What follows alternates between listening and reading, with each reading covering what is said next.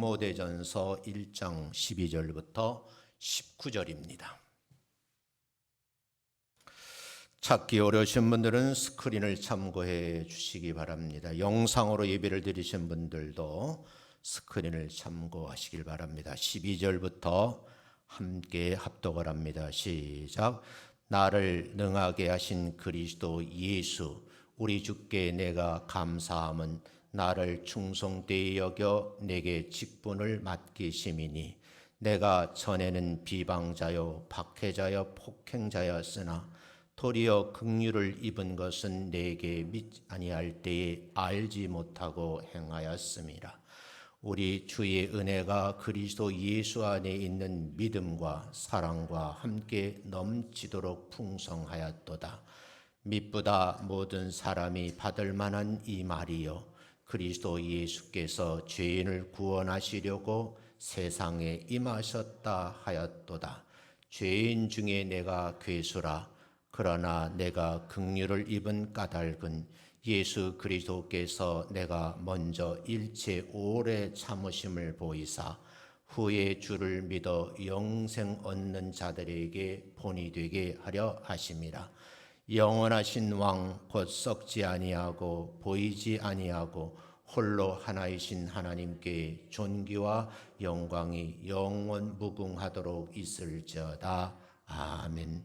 아들 디모데야, 내가 내게 이 교훈으로서 명하노니 전에 너를 지도한 예언을 따라 그것으로 선한 싸움을 싸우며 믿음의 착한 양심을 가지라. 어떤 이들은 이 양심을 버렸고 그 믿음에 관하여는 파선하였느니라. 아멘. 옆 사람하고 인사합니다. 만나 뵙게 돼서 반갑습니다. 인사합니다. 다시요. 건강의 복을 받아 누리시기 바랍니다. 라고 인사합니다. 다시 새해에는 좋은 일이 많이 있을 줄로 믿습니다. 라고 인사합니다. 말씀에 좀 집중해 주셨으면 고맙겠어요. 설교 원고는 단톡방에 올려놨으니까 제가 다루지 않는 부분은 원고를 보시면서 조금 더 도움을 받았으면 좋겠어요. 12절 말씀을 보면 이렇게 기록이 되어 있어요. 나를 능하게 하신 분이 있다. 그분이 누구시라래요? 예수 그리스도. 그 예수님께서 나에게 직분을 맡기셨다 그랬어요. 그 직분을 맡기신 조건을 소개를 하고 있는데 충성되이 여기셨다 그래요. 누가요? 예수님께서. 그래서 내가 감사한다 이렇게 말씀을 해요. 13절에 보면 내가 과거에는 그런 말이에요. 이렇게 변화되기 이전에는 비방자였다는 거예요. 박해자였다는 겁니다. 폭행자였다라고 고백을 해요. 그런 과거에는 알지 못하고 행한 일들이 많이 있었다. 이렇게 고백을 합니다. 저는 이 말씀을 함께 나누면서 여러 가지를 생각을 해보았어요. 그 생각 가운데 인간의 삶이라는 것이 무엇일까? 이 질문에 답을 찾으려고 많은 생각을 해봤어요. 소개하면 내용은 방대해요. 어쩌면 많은 요소들로 구성되어 있고 그 구성된 요소가 충족이 돼야지만 그것이 인간의 삶이다 이렇게 말할 수 있겠죠. 생물학적 요소도 충족이 돼야 되고 심리적인 요소도 충족이 돼야 되고 사회적인 요소도 충족이 돼야지만 그게 인간다운 삶이다 이렇게 말할 수도 있어요. 많은 철학자들이 이 질문에 답을 했거든요. 플라톤 같은 사람도 나름대로 정리를 했어요. 아리스토텔레스도 정리했고요. 근대 철학자도 정리를 했어요. 근데 이 많은 이야기 중에서 현대 사회에서 인간의 삶의 의미에 대한 질문을 하게 되면 매우 복잡하고 난해진다는 거죠. 그러면서 말씀을 보면서 인간의 삶의 의미를 각 개개인 스스로 찾아야 된다고 하면 어떻게 찾는 게 맞을까? 거기에는 몇 가지 자신의 질문을 하면서 삶의 의미의 생각을 해보아야 된다라고 물음에 답을 해요. 그 물음 첫 번째, 나는 무엇을 소중히 여기면서 살아가는가 하는 거예요. 나는 무엇을 이루고 하고 싶은가? 소망이 뭐가 있냐는 말이죠. 그리고 나는 어떻게 세상에 기여하면서 살아갈 것인가? 이 세 가지 물음에 대해서 스스로 삶의 의미를 찾아보아야 된다라는 그런 얘기입니다. 세상 사람들이 이렇게 말을 해요. 그래, 중요한 것은 신앙인들에게, 예수 믿는 사람들에게 삶이란 무엇일까? 이 질문에 대해서 여러분과 저가 한번 답을 찾아봤으면 좋겠다, 그런 생각을 해보는 거예요. 구체적인 질문에 있어서, 신앙인들에게 있어서 인간의 삶이라는 것은 몇 가지 요소로 구성되어 있는데, 성경적인 관점에서 보면 이 관계라는 말을 아주 소중하게 생각해요. 제가 이 나이가 되도록 살아보니까 A라는 사람하고 관계를 어떻게 갖느냐가 행복해질 수도 있고 불행해질 수도 있더라고요. B라는 사람하고 어떤 관계를 맺느냐에 따라서 내 삶의 질이 달라질 수도 있다라는 생각을 하는 거예요. 제가 지금까지 살아가면서 많은 사람들과 관계를 맺었어요. 그 관계 속에서 가급적이면 마음에 상처되지는 그런 말을 하지 않으려고 굉장히 노력을 해요. 그러다 보니까 어떤 분은 그래요. 답답하신 분이라 그래요. 정확하게, 날카롭게, 샤프하게 이것은 이것이고 저것은 저기다. 왜? 답을 못하냐고 말해요.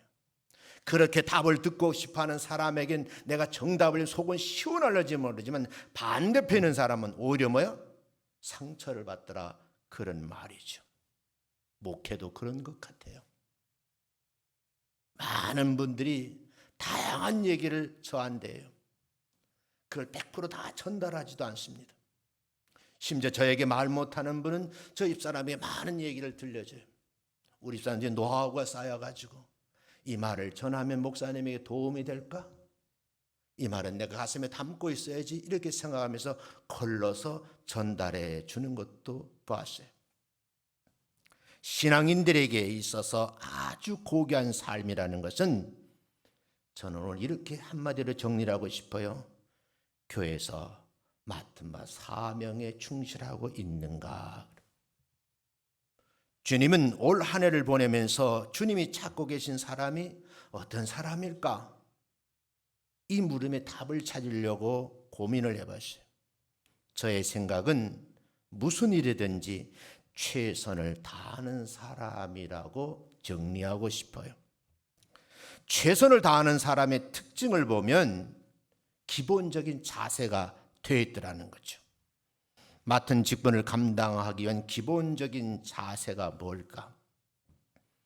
믿음을 가지고 기도하는 사람이에요. 그리고 사명에 충성하는 그런 사람들이라는 거죠. 그래서 오늘 저는 직분을 맡은 자들에게 필요한 마음가짐에 대해서 말씀을 좀 드리려고 해요. 일을 맡기려고 또는 부여하려고 보면 반응이 두 가지예요. 제가 정말 그 일을 하고 싶었습니다.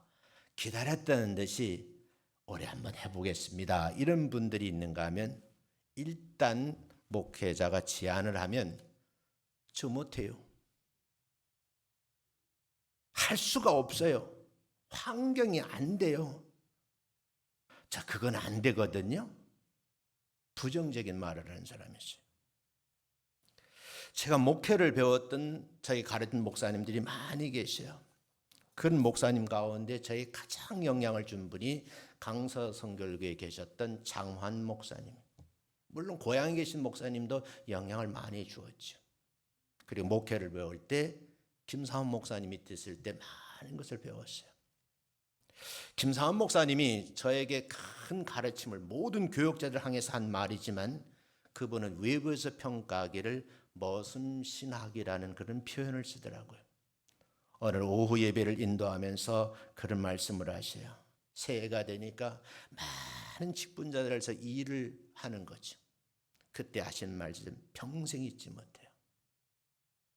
달리는 말하고 일하고 싶다는 거예요. 달리는 말.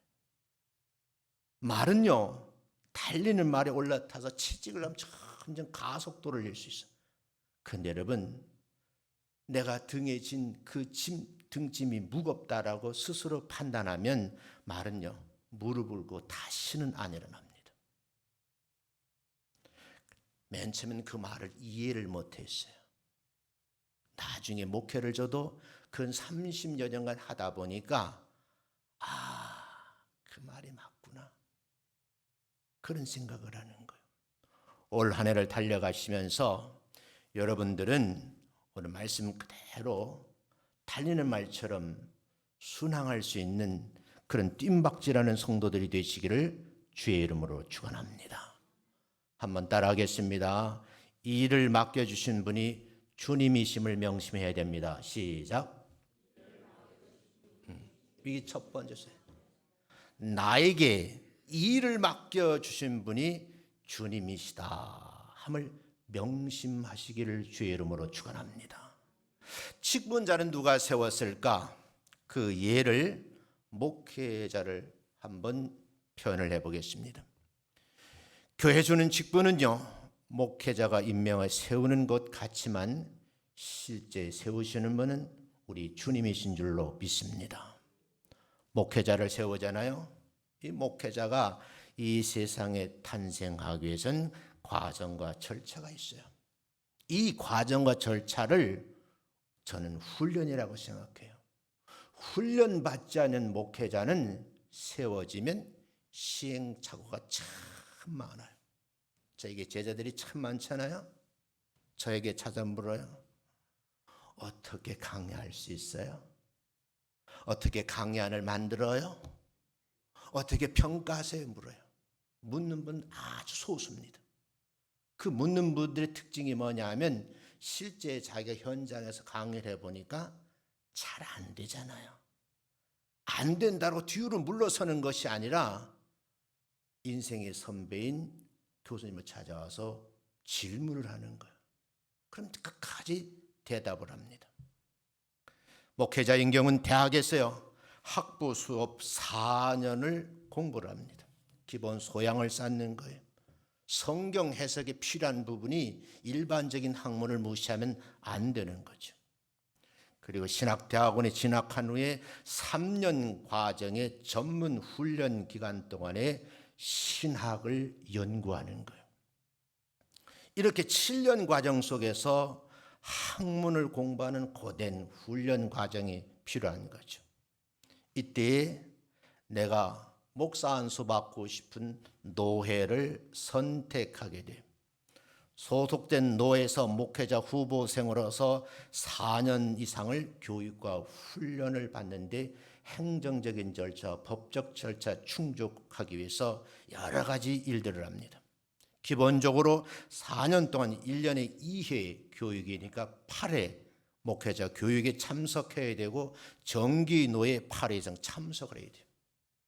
선배님들이 목회를 이렇게 하고 그 목회 과정 속에서 각 지교에 있었던 일들 이렇게 노예에서 행정처리하고 법적 절차를 밟아가는구나 하고 눈여겨보는 거죠. 그리고 난 다음 이제 노에서 발부한 교육 훈련 수료증이죠. 이 수료증과 함 첨부해서 총회의 강도사 고시에 응시합니다. 합격한 후에 정기노에서 강도사 인허를 받습니다. 마침내 인허받은 후에 소속된 노회 주관으로 목사 고시를 치르고 합격한 후 목사 임직 청원을 다시 하고 정기노에서 허락되면 절차에 따라서 목사 임직을 받는데 약 빠르면 8년, 늦으면 9년 정도 걸립니다. 그리고 현장에 투입이 되는 거죠.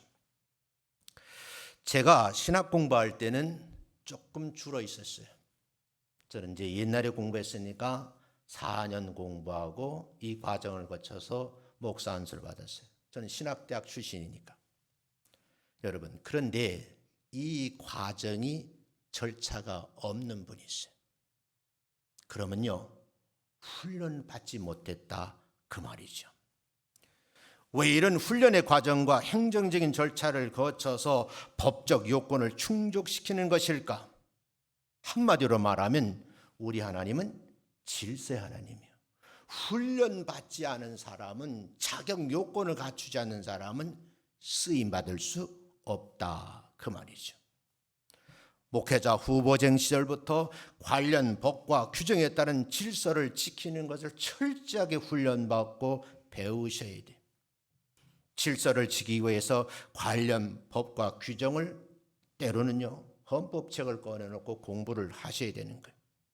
이 공부를 잘한 분이 교회를 질서 있게 이끌어가고 노회의 법적 절차, 행정처를 잘 지키면서 자기가 심호하는 교회에서 장로를 세우고 권사를 시취하고 안수 집사를 창립하는 거죠. 이 절차를 모르면 시행착오가 많은 거예요. 자, 주님은 우리에게 직분을 주셨는데 그 이유가 뭘까? 저는 이 성경을 한마디로 정리하면 직분을 준 이유는 복을 받게 하심이라고 이렇게 정리하고 싶어요. 이 직분을 잘 감당함으로써 복을 받게 하시는 뜻이 담겨져 있는데, 이 복을 받으려면 조건을 충족시켜야 되는데 충성스럽게 감당하셔야 된다는 거예요. 이왕 할 바에는 충성스러운 종의 모습으로 한 해를 살아가시기를 주의 이름으로 축원합니다. 감당하려는 마음을 주님이 주신 것이라고 확신이 되면, 그 확신을 마음에 간직하게 되면 직분을 감당하는데 큰 어려움이 없는 거예요. 이 귀한 복 받는 주인공의 타인인 내가 되기를 주의 이름으로 축원합니다. 주님이 준 직분에 확신이 들면 직분 감당함에서 남다를 수밖에 없는데, 첫 번째 오는 반응, 두렵고 떨리는 거예요. 내가 이 일을 감당할 수 있을까? 이 교회를 맡겼는데 내가 목양을 감당할 수 있을까? 두려운 마음이 생기는 거예요. 이 두렵고 떨리는 마음을 무릎을 꿇게 하는 거예요. 하나님, 이 복을 받고 싶은데 내가 먼저 무릎을 꿇고 주님의 마음을 헤아리고 싶습니다. 이런 마음이죠. 이런 마음의 자세를 가지게 되는 순간에 매사의 모든 일을 소홀히 하지 않으려고 기도할 수밖에 없는 환경이 만들어진다는 거죠. 오늘 디모데전서 2장 12절 13절을 같이 한번 읽어보겠어요. 이렇게 기록이 되어 있어요. 한번 읽어보겠습니다. 시작. 집사들은 한 아내의 남편이 되어 자녀와 자기의 집을 잘 다스리는 자일지니, 집사의 직분을 잘한 자들은 아름다운 지위와 그리스도 예수 안에 있는 믿음의 큰 담력을 얻느니라. 믿어지시면 아멘. 사랑하는 성도 여러분, 이 직분을 잘 감당하면 세상이 주는 어떤 지위보다 아름다운 지위가 보장되어 있다. 두 번째는 큰 담력을 얻게 된다는 거예요. 참고를 하셨으면 좋겠어요. 따라합니다. 두 번째, 감격스러운 마음으로 감당하시기 바랍니다. 시작. 이왕 받은 직분인데 감격스러웠으면 좋겠어요. 무거운 짐이라고 벗어보려고 애쓰지 말고 이왕 할 일이면 감격하자는 거예요. 바울의 과거 삶을 돌아보면요, 바울의 과거의 삶 속에는 참된 삶의 감사가 없었어요. 바울은 하나님을 알지 못했기 때문에 삶의 감사라는 마음을 몰랐던 거죠. 유대인으로서 율법을 지키며 열심히 살았어요. 그러나 그는 하나님을 진정으로 알지 못했고 관계 설정에 실패를 했어요. 그 속에서 참된 삶의 의미를 찾지 못하고 율법에 맹종을 한 거예요. 두 번째, 그는 보니까 왜 참된 감사가 없었느냐? 바울은요, 자신의 의를 의지한 거예요. 내가 옳은 사람이다. 이 세상에 나보다 똑똑한 사람 없고 나처럼 율법에 확신의 사람이 없다. 지키지 못한 것이 뭐가 있는가? 당당한 거예요. 바울은 율법을 지키고 선행을 쌓음으로써 자신의 의를 의지했습니다. 그러나 이런 의지는요, 참된 의가 아니고 참된 삶의 감사를 가져다 주지 못했다는 것을 오늘 본문은 반증을 해요. 그의 세 번째, 바울은 타인을 향한 사랑이 부족한 사람이에요. 사랑이란 말이 무슨 말인지 깊은 깨달음이 있어야 돼요. 바울은 율법을 지키는 것을 자기의 사명으로 여기고 타인을 향한 사랑을 실천하지 못하고 오히려 보복하는 데 전심전력을 했어요. 그것이 마치 자기 할 일이라고 생각했기 때문이겠죠. 바울은 이런 삶을 살다가 마침내 다메섹 도상에서 예수님을 만나요. 그렇게 핍박하고 그렇게 예수 믿는 사람을 잡아 죽이려 했던 그 무리의 우두머리라고 생각했던 예수님을 만나게 되는 거예요. 그 부활하신 예수님을 만난 이후에 그는 회심을 하게 되죠. 예수를 만난 바울은 하나님을 제대로 알게 돼 있어요. 그래서 그의 의가 죄로 드러나게 됐다는 사실을 깨닫게 되죠. 그리고 그때부터 나 외 다른 사람을 향한 사랑이 얼마나 중요한가를 깨닫게 됐다는 거예요. 그래서 오늘 본문에 보면 바울은 회심 이후에 참된 삶의 감사를 경험했다 하는 내용이에요. 그는 하나님을 진정으로 알게 되었고 관계를 통해서 자신의 삶의 의미를 발견하게 된 거예요.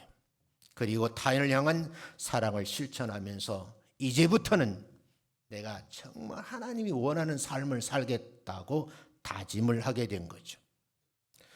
바울은 과거의 삶은 우리의 참된 삶의 감사가 무엇인지를 가르쳐준 거울 역할을 한 거예요. 참된 삶의 감사는 하나님과의 관계를 통해서 알 수가 있고 타인을 향한 사랑을 실천함으로써 얻을 수 있는 귀한 보배와 같은 것이라는 거죠. 바울은 깊은 생각을 해요. 그렇구나. 본문 첫 번째 말씀이죠. 나를 능하게 하신 분이 계시는구나. 그걸 알게 된 거예요. 세상적 지식을 많이 쌓고 높은 지위에 올라가고 아랫사람을 다스리는 그 위치에서 호령하는 것이 그것이 아니구나 하는 걸 깨달은 거예요. 그래서 고백을 하는 거예요. 나를 능하게 하시니. 그래서 여러분 12절 말씀에 구체적으로 말씀에 요약을 하고 있잖아요. 나를 능하게 하시는 분이 율법이 아니라 그리스도 예수님이시구나.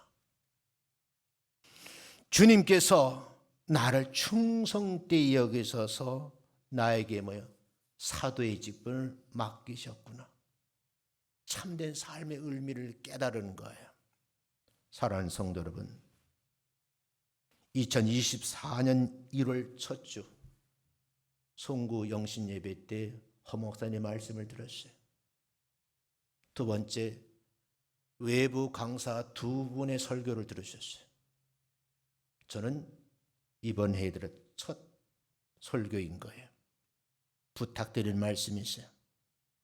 바울이 깨달은 것처럼 그렇구나. 앞으로 나의 삶은 나를 능하게 하신 분을 내가 충성해야지 하는 다짐이 있으시기를 주의 이름으로 축원합니다. 우리 모두 올 한 해 어떤 분은 목사의 직으로 부르셨어요. 어떤 분은 장로의 직으로 부르셨어요. 어떤 분은 권사의 직으로 부르신 거예요. 어떤 분은 집사의 직으로 부르셨어요. 높고 낮음의 문제가 아니야. 바울처럼 제대로 깨닫고 참된 삶의 감사가 이어지는 그런 복된 한 해가 되시기를 주의 이름으로 축원합니다. 고린도서 4장 1절 2절에 함께 읽어보겠습니다. 시작. 사람이 마땅히 우리를 그리스도의 일꾼이요 하나님의 비밀을 맡은 자로 여길지어다. 그리고 맡은 자들에게 구할 것은 충성이니라. 아멘. 제가 군을 포함해서 36년 1개월 만에 공직을 떠나는 거예요. 근데 공적 조사를 하더라고요. 그래서 나라에서 인정을 하는 거예요. 그것도 좋지만요, 이런 생각을 해봤어요. 내가 하나님 나라에 들어갔을 때 하나님께 나의 이 세상의 삶의 공적 조사를 하면 합격할 수준일까? 아니면 내가 떨어져서 저 나락으로 떨어지지 않을까? 두려운 생각이 드는 거예요. 교회 매사의 모든 일을 결정하면서 단 한 가지 기준이 이거예요. 내가 이 일을 결정함에 있어서 하나님의 마음을 아프게 하면 안 되지. 주님이 슬퍼하시면 안 되지. 성령님께서 걱정하면 안 되시지, 이거예요. 성도 한 사람에게라도 상처를 준 목사가 되면 안 되겠다, 이 생각을 가지고 있는 거예요. 그런데 오늘 고린도 4장 1절 2절을 보면 사람이 마땅히 우린 그리스도 일꾼이라는 거예요. 일꾼은 뭐예요? 하나님의 비밀을 맡은 자인데 그 비밀을 맡은 자들에게 하나님이 요구하시는 것이 그게 뭐예요? 충성이에요. 그래 제목이 그러는 거예요. 세 번째 따라합니다. 분명한 비전을 마음에 품고 살아가는 직분자들이 되시기 바랍니다. 시작.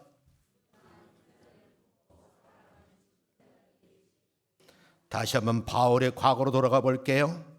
그는 제일 먼저 뭐를 했어요? 포행자라 그랬어요. 핍박자라고 말합니다. 회방자예요. 특징이 세 가지. 그런 삶을 살아왔던 바울이 지금 변화된 모습으로 설명을 하고 있는 거예요. 우리가 한번 생애 목표로 삼아야 하지 않을까요? 새로운 삶의 비전을 품는 자의 삶이라고 저는 정리를 하고 싶어요. 바울은 이런 비전에 대해서 그리스도 안에서 새로운 삶이라고 말해요. 나는 나이가 많아서요, 저 능력이 없어서요, 가진 것이 없어서 이 비전을 품을 수 없어요, 그렇게 말하지 말고요, 비전을 품으면 반드시 응답해 주실 줄로 믿습니다. 내가 나이가 많다고 그렇게 뒤로 물러서지 마세요. 제가 늘 말했잖아요. 나이 많으신 분도 할 일이 있다고.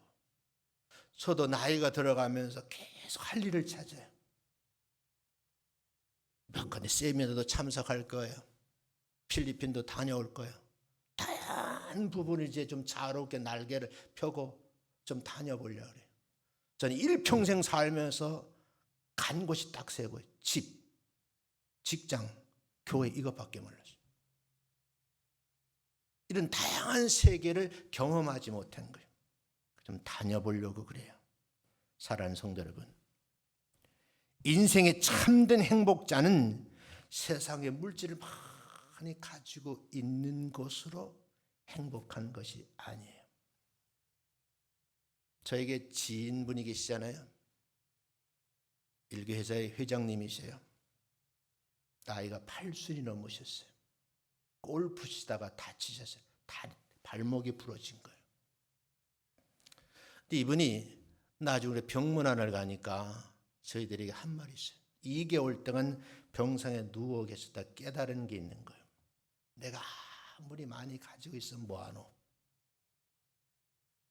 나름대로 삶의 의미를 깨달은 걸 저희들에게 얘기를 하더라고요. 그러면서 여행 한번 가자. 제가 2박 3일 동안 그분하고 설악산에서 같이 지냈어요. 저는 이렇게 생각해요. 인생의 참된 행복자는 세상에 물질이 있는 것이 아니구나. 그렇게 얻고자 명예를 얻었어요. 그것도 아닌 것 같아요. 권세를 누리고 싶었어요. 그 권세에 가면 얼마나 가겠어요. 그렇게 막강한 권력을 휘둔 대통령도 5년인데 벌써 2년이 지났어요. 번쩍하면 3년 퇴임하는 날이 와요. 그 누구도 권세를 누리면서 죽을 때까지 누리는 사람은 없더라고요. 우리 이렇게 깨달았으면 좋겠어요. 맡은 바 사명과 복음을 위해서 일하는 자가 되시기를 주의 이름으로 축원합니다. 저는 행복한 사람을 몇 분 봤어요. 전문직에 종사하는 분이에요. 이분은 명태가 없어요. 자기가 하는 일이 그렇게 힘들고 어려운 일인데 시간이 지나 보니까 명인이 된 거예요. 그 직업을 아들에게 물려줬어요. 아버지는 말해요. 아들에게 이 힘든 일을 시키고 싶지 않다. 아들이 도시에 가 살다가 깨달은 거야. 아버지의 가업을 잇는 것이 이것이 좋겠다. 그리고 두 부자가 여러분 시골에 가면 그 쇠를 가지고 달고 와서 연장을 만드는 있잖아요. 그걸 뭐라 그래? 대장간이라 하잖아요. 옛날에 이게 천한 직업이었어요. 근데 여러분 옛날에는 아버지는 손으로 망치를 두드렸는데 지금 기계가 두드리더라고요. 좀 나아졌어요. 근데 부자가 사람 연장을 만드는데 너무나 귀한 걸 만드는 거예요.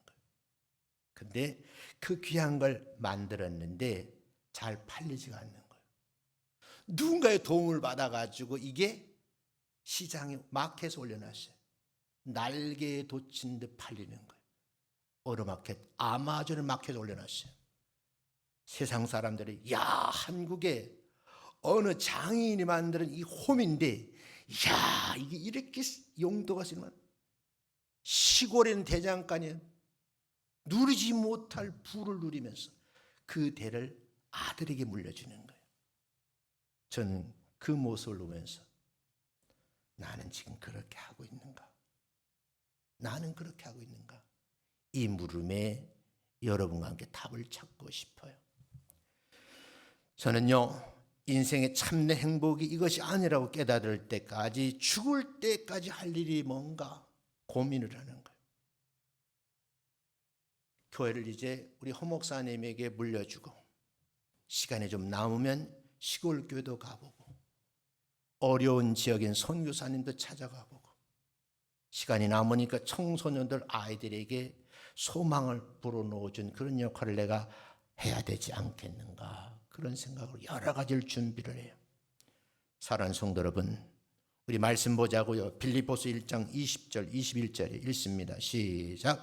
나의 간절한 기대와 소망을 따라 아무 일에든지 부끄러워하지 아니하고 지금도 전과 같이 온전히 담대하여 살든지 죽든지 내 몸에서 그리스도가 존귀하게 되게 하려 하나니 이는 내게 사는 것이 그리스도니 죽는 것도 유익함이라.